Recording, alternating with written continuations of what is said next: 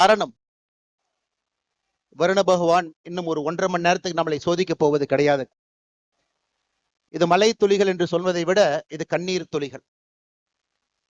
மேலே இருந்து பார்த்து கொண்டிருக்கக்கூடிய நம்முடைய மூத்த தலைவர்கள், தானலிங்க நாடார் ஐயாவுடைய கண்ணீர் துளி, வீரத்துறவி ராமகோபாலன் ஐயாவுடைய கண்ணீர் துளி, இதே மண்ணில தன்னுடைய சித்தாந்தத்திற்காக மதத்திற்காக வெட்டி சாய்க்கப்பட்ட ராஜகோபால் ஐயாவுடைய கண்ணீர் துளி, நான் சார்ந்திருக்கக்கூடிய பாரதிய ஜனதா கட்சியினுடைய மூத்த தலைவர்கள் ஆடிட்டர் ரமேஷ் அவர்கள், எத்தனையோ மனிதர்கள் வெட்டி சாய்க்கப்பட்டிருக்கின்றார்கள், அவர்களுடைய கண்ணீர் துளி, அருமை சகோதரர் சசிகுமார் அவர்கள் உள்ளிட்ட இந்த இயக்கத்திற்கு கடைக்கோடி தொண்டர்களாக ஒரு சித்தாந்தத்தை தாங்கி பிடித்து அந்நிய சக்திகளால் வெட்டி யாரெல்லாம் படுகொலை செய்யப்பட்டார்களோ எல்லோருடைய கண்ணீர் துளியை நாம் பார்த்து கொண்டிருக்கின்றோம். இவ்வளவு பெரிய ஒரு கூட்டம், எழுச்சியான ஒரு கூட்டம், ஒரு மதத்தை சார்ந்தவர்கள், வாழ்வியல் முறையை பின்பற்றக்கூடியவர்கள், நம்முடைய நிலத்தினுடைய கடவுள் தமிழ் கடவுள் முருகபெருமானை மையமாக வைத்து மதுரை மாநகரத்தில் சங்கமித்து இந்து முன்னணி அவர்கள் ஏற்பாடு செய்திருக்கக்கூடிய இந்த கூட்டத்திலே நாம் எல்லாம் பங்கேற்றுக் கொண்டிருக்கின்றோம். இது ஒரு சாதாரணமான ஒரு கூட்டம் இல்லைங்க. ஒரு இனம் தன்னுடைய குரலை உரக்க சொல்லிக் கொண்டிருக்கிறது, தன்னுடைய உரிமையை நிலைநாட்ட வேண்டும் என்று விரும்புகிறது, தன்னுடைய வாழ்வியல் முறையை யாரும் தொந்தரவு செய்யக்கூடாது என்று ஏங்கிக் கொண்டிருக்கிறது. அப்படிப்பட்ட இந்து சமுதாயத்தினுடைய இனத்தினுடைய சொந்தங்கள் எல்லோரும் இங்கே வந்திருக்கின்றீர்கள். பெரியவர்கள், தாய்மார்கள், சாது சன்னியாசிகள், எல்லா மடத்தினுடைய பாரம்பரியம் மிக்க மடத்தை தாங்கி பிடிக்கக்கூடிய ஆன்மீகவாதிகள் ஐயா எல்லாரும் மேடையில் இருக்கிறாங்க. RSS பேரியக்கத்தினுடைய மூத்த முன்னோடிகள் மேடையின் மீது இருக்கின்றார்கள். இந்து முன்னணியினுடைய தலைவர் அண்ணன் காடேஸ்வர சுப்பிரமணியம் அவர்கள் இருக்கின்றார்கள். நான் சார்ந்திருக்கக்கூடிய பாரதிய ஜனதா கட்சியினுடைய தலைவர் அன்புக்குரிய அண்ணன் நயினார் நாகேந்திரன் அவர்கள், எல்லா மூத்த தலைவர்கள் மேடையின் மீது இருக்கின்றார்கள். மிக முக்கியமாக இந்த நிகழ்ச்சிக்காக தன்னுடைய பொறுப்பை எல்லாம் விட்டு இதுதான் என்னுடைய முதல் பொறுப்பு, எங்கே சனாதன தர்மத்தில் பிரச்சனைக்கு உள்ளாக்கப்படுகிறதோ அங்கே நான் இருப்பேன் என்று சொல்லி இந்த நிகழ்வுக்கு ஆந்திரா மாநிலத்தினுடைய துணை முதல்வர் அண்ணன் பவன் கல்யாண் அவர்களும் கூட இங்கே நம்மோடு வந்து நின்று கொண்டிருக்கின்றார். அருமை சொந்தங்களே, ஒரே ஒரு நிமிஷம் யோசிச்சு பாருங்க.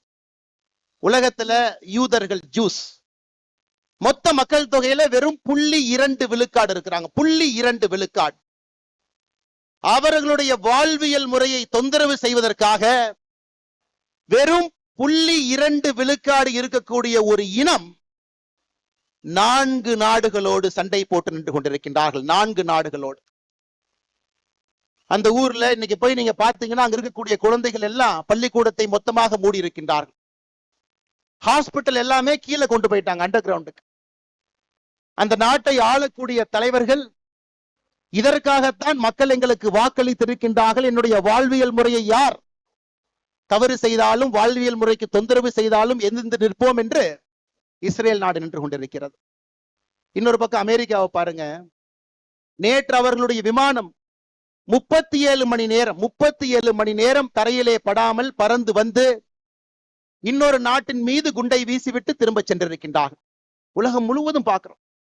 ஆனா இந்தியால ஆபரேஷன் சிந்தூர் நடத்தப்பட்டால் சில மனிதர்களுக்கு பிரச்சனை. அதை நம்ம நல்லா புரிஞ்சுக்கணுங்க ஐயா.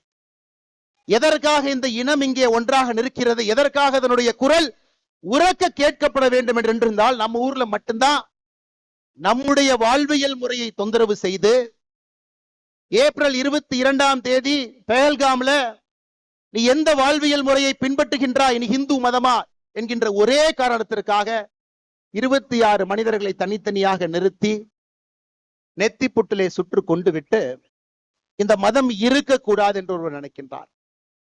பதிலுக்கு பதிலாக எல்லை தாண்டி அந்த பயங்கரவாத நாட்டுக்குள்ள நம்ம போயிட்டு வரும் பொழுது மட்டும்தான் நம்முடைய நாட்டுல சில பேர்த்துக்கு பிரச்சனை. நன்றாக உணர்ந்து கொள்ள வேண்டும், நன்றாக உணர்ந்து கொள்ள வேண்டும். இஸ்ரேல் எப்படி நிக்கிறான் பாருங்க, அமெரிக்காக்காரர் எப்படி நிக்கிறான் பாருங்க.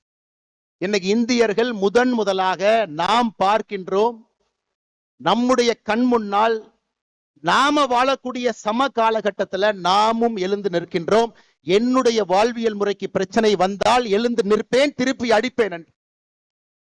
அன்பு சொந்தங்களே, அதற்காகத்தான் இந்த மதுரையில முருகபெருமானுடைய மாநாடு நடந்து கொண்டிருக்கிறது. காரணம், இந்துக்களை பொறுத்தவரை சின்னதாக யாராவது தொந்தரவு பண்ணா நம்ம பெருசா கண்டுக்க மாட்டோம், பரவாயில்ல மன்னிச்சு போயிரும்.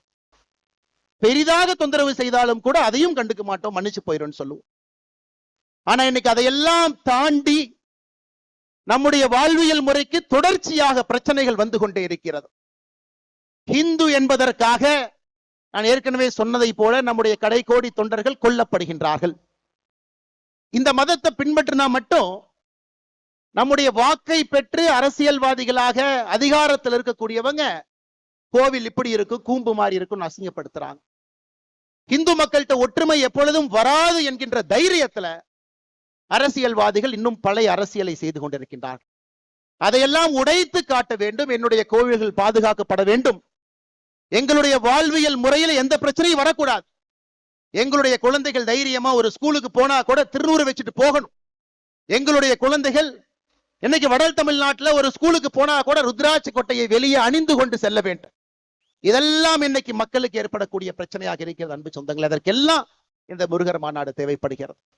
ஒரு பக்கம் எழுச்சி, ஆளுகின்ற ஆட்சியாளர்களுக்கு எச்சரிக்கை மணி. 5 லட்சம் பேர் மதுரையில காசு கொடுக்காம கொள்கைக்காக மழை வரும் என்று தெரிந்தும்